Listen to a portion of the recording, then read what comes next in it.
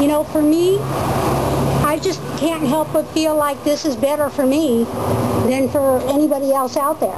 I mean, all of you guys are the ones that have done the work, have done what it takes to make this happen. All I had to do was say yes. You know, that's all I had to do was say yes. And I want to remind a lot of people, especially if this is televised and you are a property owner in Long Beach and you have some lot on Long Beach Boulevard that they can turn into a community garden that you're not doing anything with, you know, all you got to do is say yes. And there's too many times in our lifetimes we say yes when we should say no, and we say no when we should say yes.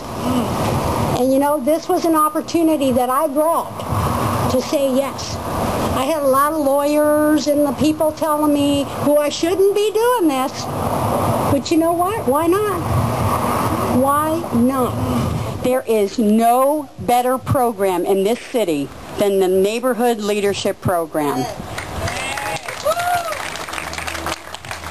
And I have to tell you, this team, Waves for Change, is the most fabulous team.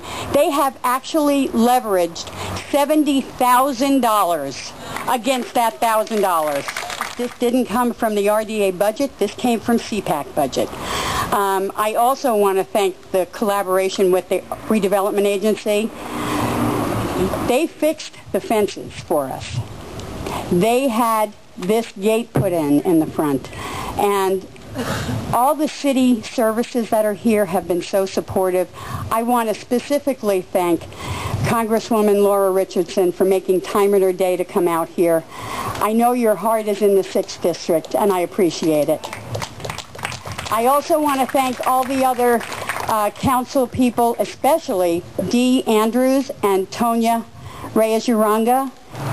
Open up your hearts and help your community. That's the best thing you can do in this life. This garden is a dream come true for me. Thank you. So I represent the board of Long Beach Organic. We are a nonprofit public benefit corporation founded in 1994 by local philanthropist Charlie Moore. Our specific purposes are education in organic gardening techniques and developing vacant lots into organic gardens. This will be our 5th garden. I want to tell you why I became involved with our organization and what this garden represents to me. I'm a family physician and I work for several clinics near here, and we treat low-income patients. An increasing number of my patients suffer from medical problems arising from poor and overnutrition, obesity leading to arthritis, gallstones, cancers, and in particular diabetes. And while I might be able to help my patients control their disease with medications, I know there is no medicine that can reverse the trend. I began to realize I would only see more suffering.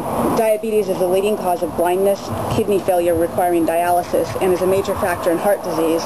If we couldn't get to the root of the cause, changing the food people eat. Of course, I always advise a healthy diet, but no matter how much I talked, it seemed the advice would rarely catch on. What I've come to understand is that the reason my patients don't eat well is a matter of economics more than willpower. My patients eat junk because that is what is available to them and that's what they can afford. This concept is known as an unhealthy food environment. By providing expensive-to-buy, nutrient-rich foods, gardens save households food dollars. This promotes health in the gardeners and their families and frees cash for non-garden foods and other necessities like rent and clothing. Of course, gardening isn't free, but it's a pretty good investment. For every $1 you invest in a garden plot, you're going to get $6 worth of vegetables on average. That's why community gardens are so important. Community gardens are a highly cost-effective way to bring produce to a neighborhood. Also worth mentioning is how gardens boost levels of what a study from the Netherlands called vitamin G. Vitamin G is green space, and it is being found to be essential to good health. When we add green elements to the landscape, health, well-being, and feelings of social safety improve. There are studies that show a drop in crime and an increase in neighborhood camaraderie when there are community gardens. People get out on the street, they get exercise, they meet their neighbors, and they come up with solutions to local problems. I know many of my patients say they get less exercise than they would like because they're uncomfortable being outside in their neighborhoods. I want to thank P.G. Herman. She gave us a lot of good advice and kind of steered us in the right direction and really pitched in helping us to make this happen. Also, we had a mentor for our particular group, and her name is Kathleen McCleary. She's over there at that table in the blue shirt. And I really wanted to thank those two people because they really helped us out a lot. We're a fledgling group of leaders, and we're just learning how to get this done. And one more thing I wanted to mention is that these two arbors that you see behind us, they were built by the Long Beach City College Sheet Metal Club. Tim Shoemaker is the head of that club, and they gave those arbors to us for a great deal. I wanted to call up Joe Corso from Long Beach Organic for a moment so I can present him with something, please.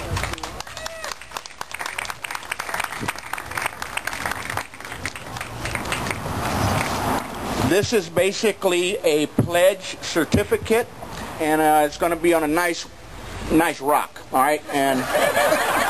And we are donating that also to the garden, and we wanted to present Long Beach Organic with this pledge certificate, and Tim Shoemaker will be back in town this week, and we'll get it done, and we'll get it in the garden, and it will be on a stand, and it will be permanent.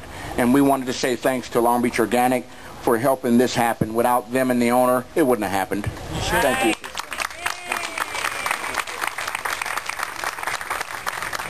Okay. All right. Go. We talked to a lot of the residents around here that, of course, in the beginning wanted to know what we were doing, but they were so excited by it. A lot of them want to come in and buy plots.